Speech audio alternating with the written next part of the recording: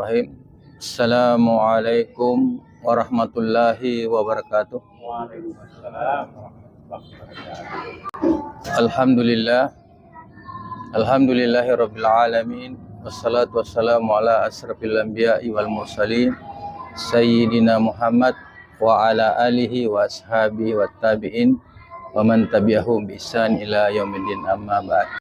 Hari ini kita masih diberikan nikmat yang sangat besar, mana nikmat kesehatan, terlebih-lebih nikmat iman, sehingga kita merasa nyaman duduk di dalam masjid sambil bermajelis membuat halaqah, yaitu halaqah ilmu. Ini semua adalah patut kita syukuri,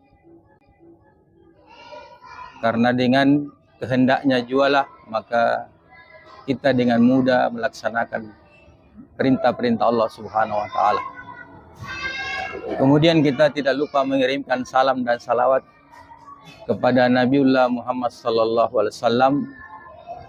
Dialah contoh teladan kita yang patut kita ikuti sampai kita meninggalkan dunia ini.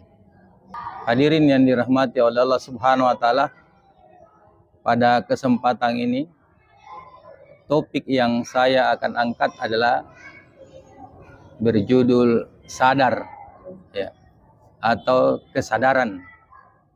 Ya, masalah kesadaran ini adalah masalah yang sangat menentukan, apalagi ketika Allah Subhanahu wa taala di dalam Al-Qur'an di surah Al-Baqarah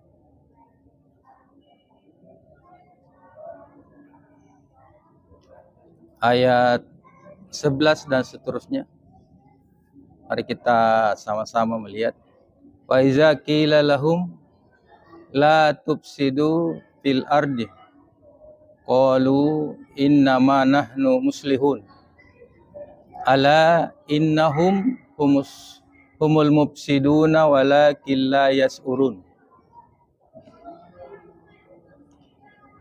Wa iza qila lahum, dan apabila dikatakan kepada mereka, janganlah kalian berbuat kerusakan di muka bumi. Qalu, mereka menjawab, innama nahnu muslihun, sesungguhnya kami hanyalah orang-orang yang melakukan perbaikan. Maka Allah menjawab, ala innahum humul mufsiduna walakin la yas'urun. Ingatlah, sesungguhnya merekalah yang berbuat kerusakan, tetapi mereka tidak menyadari. Nah, ini. Jadi persoalan yang menentukan, kalau orang tidak sadar melakukan suatu kerusakan, dia mengatakan dia melakukan perbaikan. Nah, ini.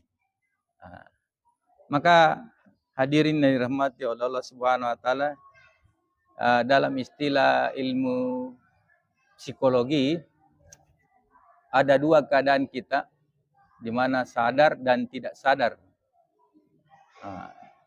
Ini waktu sadar dan tidak sadar ini, kita tidak sadar ketika kita dalam keadaan tidur. Berarti ada beberapa jam, dalam 24 jam ini ada beberapa jam kita dalam keadaan tidak sadarkan diri. Ya.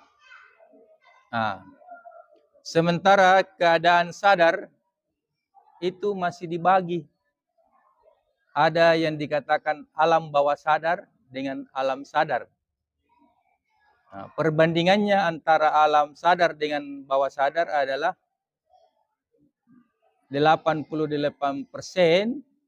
dalam keadaan alam di bawah sadar. Sementara 12% itu dalam keadaan sadar. Jadi lebih banyak berada di bawah alam bawah sadar ini. Alam bawah sadar ini bisa kita lakukan kalau ada pemicunya. Iya. Jadi harus dipicu baru bisa berkembang. Makanya harus dimotivasi, ya. Seperti dalam keadaan kurang dia berada di bawah alam sadar itu, dia agak malas ke masjid. Nanti setelah diingatkan, ya, dipicu, baru dia sadar kembali, ya. Jadi ini, atau mungkin ada orang yang tidak kuat, yang sudah lemah, dia bisa berlari kencang manakala dia dikejar oleh anjing. Nanti setelah sampai di tujuan baru mengatakan, kenapa saya bisa sekuat itu? Karena ada keadaan. Sama juga ketika orang-orang berada dalam tempat yang sangat baik, bergabung dengan teman-teman baik, akhirnya dia menjadi sadar. Tapi kalau dia terus berteman dengan orang yang tidak baik, maka nantinya dia akan ikut kepada mereka itu. Nah ini. Hadirin yang dirahmati oleh Allah Subhanahu wa taala, keadaan inilah yang perlu kita terus. Itulah pentingnya kita terus memotivasi saudara kita supaya dia bisa taat kepada Allah Subhanahu wa taala.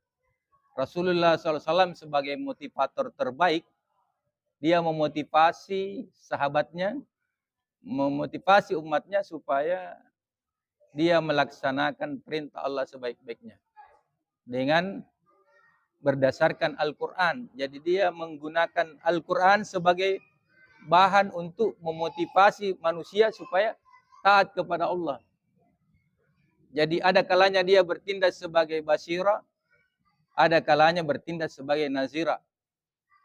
Dia memberikan berita gembira kepada orang yang sudah taat, dan orang yang belum taat dia berikan berita, ya, tentang ancaman-ancaman apabila tidak taat kepada Allah Subhanahu wa taala.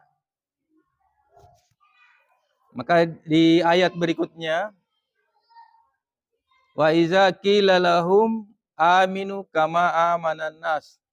Apabila dikatakan kepada mereka, berimanlah sebagaimana manusia beriman. Qalu anu'minu kama amanas sufaha. Mereka menjawab, apakah kami akan beriman sebagaimana orang-orang yang bodoh itu beriman? Dia mengatakan, karena dia dalam keadaan tidak sadar, sehingga dia ngomong begitu. Seandainya sadar, dia tidak akan berkata seperti itu. Ala innahum, Allah menegaskan, sesungguhnya mereka itu humus sufaha, mereka lah itu yang bodoh. Walakin la ya'lamun, akan tetapi tidak mereka mengetahui. Jadi ada hubungannya dengan orang yang tadi tidak sadar. Karena orang yang tidak sadar itu tidak tahu apa-apa. Jadi sembarang dia bicara. Nah, ini di Al-Quran ini digolongkan, ini golongan orang-orang yang munafik ini. Ya. Nah, banyak isi Al-Quran ini, isinya Al-Quran untuk menyadarkan kita, menyadarkan manusia. Jadi tidak terpisah dengan hati, pikiran, nafsu juga berperan di dalamnya. Kalau nafsu yang dominan, maka dia akan tersesat. Karena nafsu itu selalu mengajak kepada keburukan. Tetapi hati, kalau hati yang dominan, apalagi hati yang diterangi, yang diberikan ilmu melalui Al-Quran, maka hati itu akan membawa kepada petunjuk. Nah, kapan orang-orang seperti ini sadar? Allah Subhanahu wa taala, ya. Allah Subhanahu wa taala memberikan jawaban. Jadi orang yang tidak sadar itu, yang setiap hari membuat kerusakan, dia mengatakan saya buat melakukan perbaikan, tetapi dia tidak sadar. Di dalam surah Al-Fajr, ya, Al-Fajr ayat 23, Allah Subhanahu wa taala menyampaikan, waji'a yauma izi bi jahannam. dan diperlihatkanlah pada hari itu neraka jahanam. Yauma idzi yatazakkarul insan wa anna lahu zikra. Pada hari itu sadarlah manusia.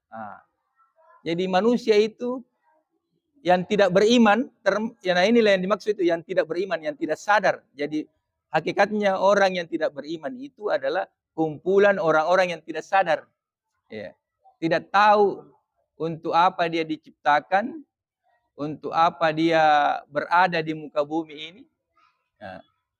Sedangkan definisi kesadaran, sadar adalah ya keadaan di mana berada dalam suasana ya bagaimana dia mampu menyadari keadaannya. Ya. Bagaimana dia sadari ada di lingkungan mana, dia berteman dengan siapa dan seterusnya.